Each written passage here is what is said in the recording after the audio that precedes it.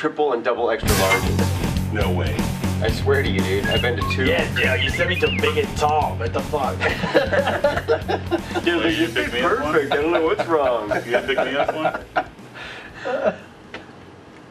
Welcome to Game Day Battle, where Cleveland sports news meets biased and outspoken opinion. Got a full crew here tonight for a little bit of Browns fun, a little bit of Indians fun, and I think we're going to have a number of things to say about the Indians' activity, I think so. Yeah. Quick around the room. Ramon Torres, Brett Finnegan, DST. In the house. I'm Mike Glass, so I say we get right at it and just jump right into big action with the Indians. Yeah. Need a shot or something? Do you have one? No, I don't. So the Indians made probably the biggest splash in the in baseball before the trade deadline, and I think I want to talk about that a little bit. Yeah. Jimenez got rid of nobody on the roster in Cleveland. Got rid of some potential scrubs down in AAA. So just real quick, just throw it out there. Last year, Jimenez was a beast. 19 wins, 8 losses, 2.88 ERA, 221 innings pitched. This year, 6 wins, 9 losses already. So more losses this year than he had all of last season, with only 118 innings pitched, 4.46 ERA. Let me just throw a little bit more into the mix here. Fausto Carmona this year, 5 wins, 11 losses, 5.31 ERA with about the same amount of innings pitched. Did we just get another pitcher that we already were trying to get rid of? No. There's the question. No, I don't think so. I think since his, Jimenez started out pretty slow, he's actually picking up pretty good right now. He's the same way, there's no run support. Colorado doesn't have any batters out there.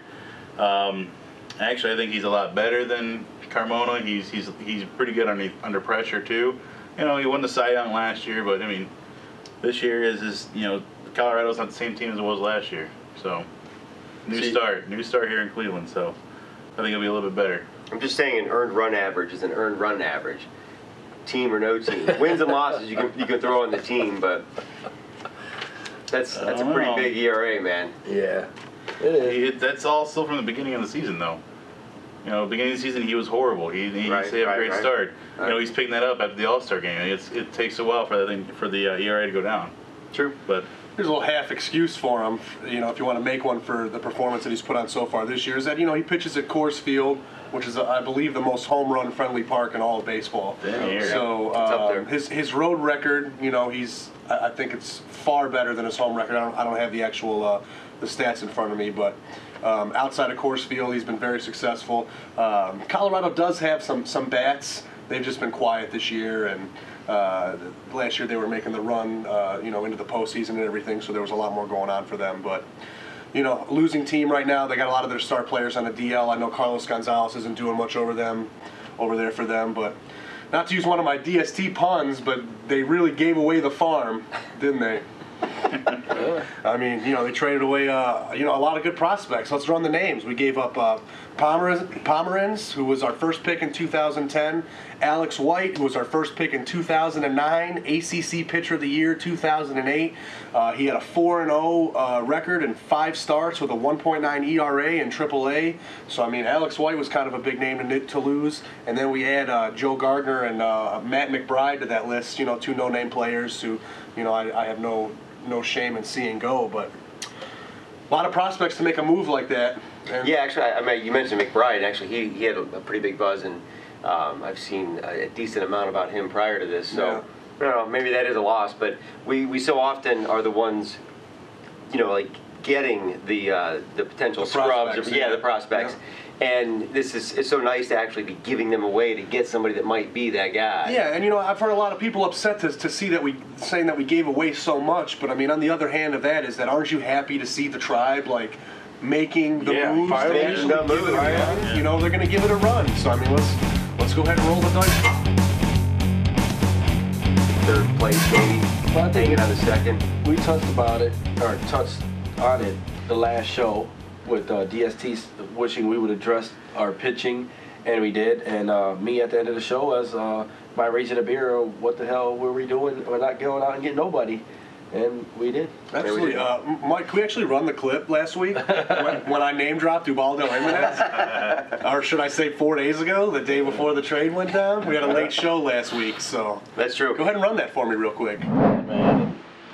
I think we should have addressed our pitching, without a doubt, bringing a big name pitcher. I know Ubaldo Jimenez was out there. I know he started off Rocky, plays for the Rockies, no pun intended. But I mean, Yeah. You happy? I am. I feel good. All right. Dolan watches Game Day Battle. Well, we actually had a grade the trade poll up on Facebook, and props to all of our Facebook users who took place in that poll. Maybe we could just run a quick grade the trade real fast, and then we can show you guys what all the Facebook users had to say about it. So why don't you guys just run that real quick? Ramon, how do you think? Well, I'm glad we did it. I'm glad that we went. Give us a grade, man. Give it an A. I'll give it an to it. A. An A. All right. Wow. Okay. I gave it an A minus. Okay. You know what? I looking at it, I don't know if I could go into A range, but I'd give it a solid B plus. I mean, it's a name and it's potential, and we got rid of potential, but nothing was nothing that we were seeing on the near horizon. So Yes, I started off giving it a C in my mind, just because 4 guys to get 1. I like that we didn't have to come off any starters or anything, but you know, Ubaldo Jimenez is definitely a big name in pitching, and granted, he did have that 1 year. I hope it's not another Carmona-esque thing that we saw in 2007 when he had that stellar year, and then after that he just fell off the map. But he's young. He's 23. We got this guy for 3 more years, you know, and that's not to mention if we can re-sign him. So definitely picked up an ace. That bumped me up to a B, and that seems to be the majority of what everybody on Facebook on everyone Facebook thought. The majority on there was a B as well. So you guys can take a look at that graphic that Mike's running right now. that's right. Awesome. Thanks for taking part in that poll, guys. Yeah, thanks, guys. Yeah, very, very cool. All right, so you know the NFL season, as we said, is around the corner. Yep. And you're right there, Dale. So it's right around the corner. I thought we'd just kind of hit the league real quick here, maybe toss it around a little bit. And we've got to start with the biggest news of the weekend. Randy Moss says he's retiring. Maybe he is, maybe he isn't, doesn't matter. What I think is most important to talk about, where does he fit in the hierarchy and the ranking of all-time great wide receivers? Is he Hall of Fame worthy? How quickly? No. So I thought I'd just toss that out there, see what you guys think. I'll start off first. Definitely Hall of Famer. I've seen his numbers today, and everything was either number 2 or I think the lowest rank he had was like 8th, and I think that was in receptions or something crazy, you know. But definitely Hall of Famer. Love to have him on the Browns. I don't think he's going to be retired, but he also has an ego, so a lot of different issues like that. So you know that keeps him from his potential. You know, does he want to play today? Does he feel like showing up? So, but I definitely Hall of Famer for me, man. I like him as a guy, as a football player. And would you take him, Brett? I would definitely take him. Yeah, the only thing that kind of also needs to get is with the ego, especially with 3 teams last year. You know, one team after another.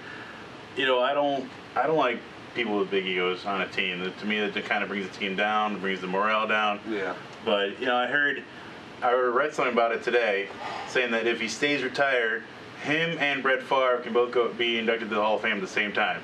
Wow. And I'm like, well, who else? What kind of class would you go in with Brett Favre? Your man. But you know, if he comes out, all the power, bring him in. Yeah. All right. What do you think, man? I definitely agree that he's Hall of Fame worthy. He's top 10 wide receiver, maybe top 5. Could be the greatest deep threat to ever play the game. Yeah.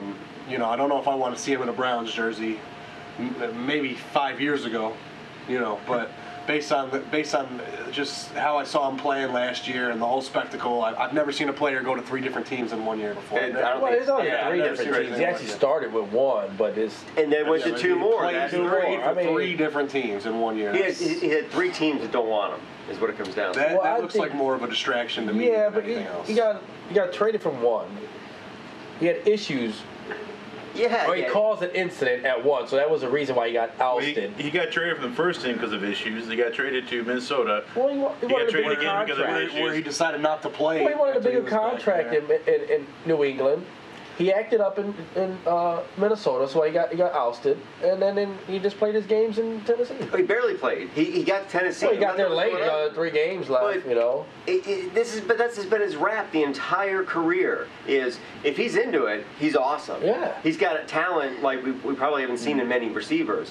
When he's not into it, he's like Manny Ramirez. He's just off doing his own thing. He doesn't care. I mean, you know when they're going to run because he kind of comes out of his, starts moving. Maybe he pretends to block a little bit. Yeah, exactly. Maybe it's the same guy. I don't know. Kind of runs. So kind of does. So I hate the guy. I think he's a despicable representation of what an NFL athlete should be. But numbers-wise, you got to throw him in. I mean, it's insane. Honestly, there's like 2 sides to this card with all kinds of crap I could throw out there. But just a couple things. His rookie year, he was the AP Rookie of the Year. He came out as 21st pick, and he's a 7-time Pro Bowler, 2000 MVP Pro Bowl, MVP of the Pro Bowl. He had 212 yards, most in anybody. Any Pro Bowler. I mean, he actually caught 7 TDs in his rookie year. Yeah. Yeah, and so that's huge. Right off the rip, he came out as a beast. Yeah, I mean, he really. Here's just career numbers for Randy Moss: 954 receptions, which is tied for 8th all time with Hines Ward. 14,858 yards lifetime. 5th all time. He's got that one by himself. That's awesome. 153 touchdowns. And that's actually good for 2nd all time. He's tied with T.O. on that one. That's awesome. I mean, those are almost top 5 in all the key stats. Oh, yeah. It really is, and there are so many. There's one year I think he's the only player that ever had 1,600 yards and 16 TDs in 1 year. There are a number of years where him and Jerry Rice are tied for touchdowns, and it's crazy the numbers he has considering the fucked up career that he's had. I mean, his first 7 years in Minnesota, you probably won't find a better wide receiver than when he was in his prime. He was in his prime right off the rip. We talked about 17 touchdowns as a rookie. He also holds the single season record for most touchdowns in a season, which was 23 when he was over there in New England. But back to when he was with Minnesota, I mean, he revived Randall Cunningham's career. Randall Cunningham was on the decline. Minnesota was really nothing until Randy Moss jumped on there, and they had him and Chris Carter, and they were just one of the best aerial attacks in all of the NFL. And then Dante Culpepper came in. I think it was either Moss's 2nd or 3rd year. And, Culpepper had a stellar career with Minnesota, and then as soon as Moss dipped out of town, Culpepper fell off the map and was never heard from again. So, I mean, Randy Moss was probably top 5. Top 5. Would anybody put him number 2 next to Jerry Rice? I would. Would you? Tough. I would. Only people who saying that it wouldn't be right is because of his ego. Everybody say because of his personality. But numbers-wise, you can't deny that. Well, numbers talk. When you say ego, can I expand on it a little bit and say ego and unwillingness to work when he doesn't want to work, and just being in general a poor team player? Does that hurt the rest of the team? So if you put up good numbers, but your team is hurt by your presence, doesn't that diminish you a little bit in the hierarchy of NFL great players?